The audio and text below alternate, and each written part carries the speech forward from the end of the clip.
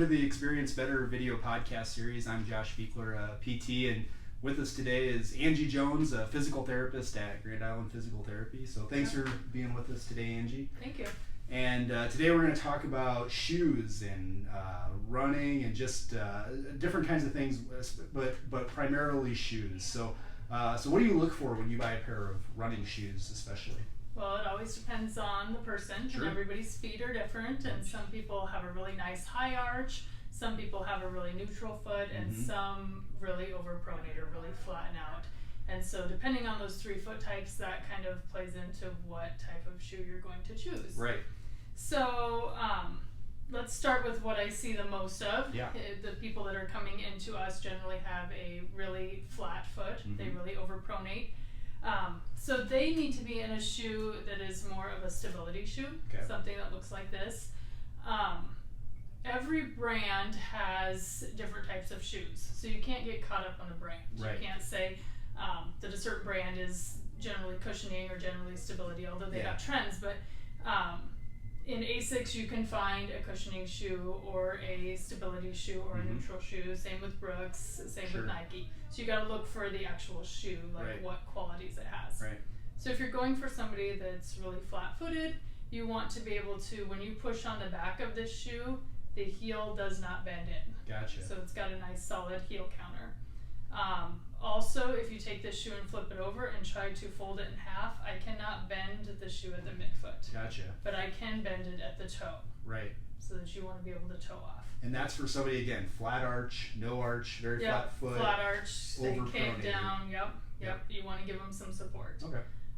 Often you'll see kind of this plastic in the middle. That doesn't have to be there. Right. Basically, you just don't want it to bend. Right. Is it true also sometimes those types of shoes have this gray color towards the inside of the shoe, and you can kind of tell? So you that can way see too? here, kind of you have white wrapping all the way around, and then this darker gray is just showing some denser foam. Right. And so people will heel strike on the outside, then they go inward or kind of pronate a little bit.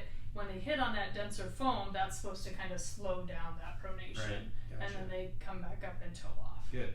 So you got the people with super flat feet, and then what about people with the really high arches? What do they need for a shoe? So they need something that is definitely more cushioning. But sometimes we'll see that they still get some plantar fascia pain if they're doing lots of miles. So they want a more cushioning shoe. Right. This shoe I brought because I wanted to show the extremes. Right. So most of the high schoolers who come into me, they need to be in that shoe. Right. And they're in this shoe. And what does that shoe do? This is just more of a cushioning shoe. Right. So it folds over. Okay. Gotcha. It has no support in the heel, so it can't control what their heel is doing when they heel strike. And then if I turn it over, I can just fold it in half. Wow.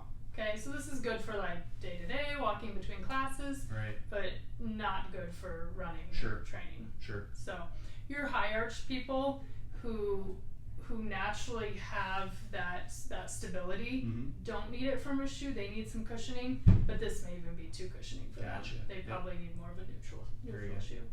So if I get a new pair of shoes and I'm still having foot pain and there's orthotics that you could put into shoes and as well to help even further prevent or offer some stability or whatever you need, and you can actually customize them. We can customize them. Yep. So the first thing we do when we have somebody who overpronates or has issues, we get them in the right shoe type. Right. Because that's the cheapest, that's the easiest to do. And if they're still having problems, then we'll talk about either an over-the-counter orthotic or a custom orthotic. Right. And so I do have a pair that we did that are custom. This patient really overpronates. She is having lots of knee pain. Plays a lot of volleyball. So we did a custom orthotic for her, and this will really help to give more support to her heel. Her heel will sit down in here, and it'll keep her from overpronating, and also there's some posting in the forefoot that'll keep her when she loads that foot at late stance from pronating more. So it's kind of technical, but these help quite a bit in the people that we can't get better doing the more standard things. Right. So all those words she used, it's good she knows that. You don't need to know it. You just have to know if you have foot pain or anything. You just need to come see Angie, and she'll get you into the right shoe first, and then after that, if that still doesn't quite fix the problem, maybe get you into some orthotics. And one great thing about the orthotics here at Grand Island Physical Therapy is, and we do the same thing in Kearney, is you're paying our cost for the orthotic. So you're not paying $600, $800, $1,000 for a pair of orthotics. It's a much more reasonable cost. It's what our cost is to get them custom made and shipped to you. So that's an added benefit of if you need anything like this. So. Yep. And during that evaluation, we look at hips, knees, foot, and ankle. We look at flexibility, strength.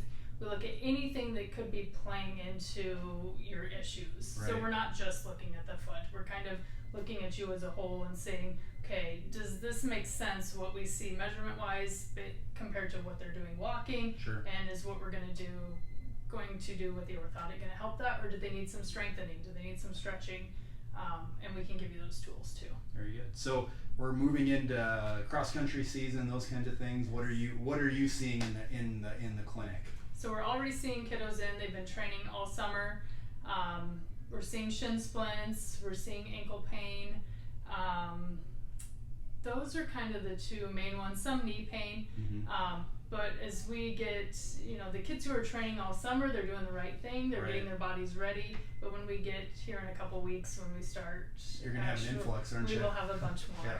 And you think a lot of this could be just from the shoes that they're wearing and poor shoe selection, and it could be as simple as that. Yep. If we get them in the right shoes before they start out their season, they're going to do way better, and I'll not see them as much. Very so good. that would be ideal. We want to keep our runners running. So awesome. So if you are a runner and you want to continue to run and you want to have success with running, just a simple visit in to see Angie to make sure you're in the right shoes, doing the right things. Can save you a lot of headache and money down the road. So. Yep, definitely. All right. Well, thanks for joining us today, Angie, and thanks everybody for tuning in today, and we'll see you again next time.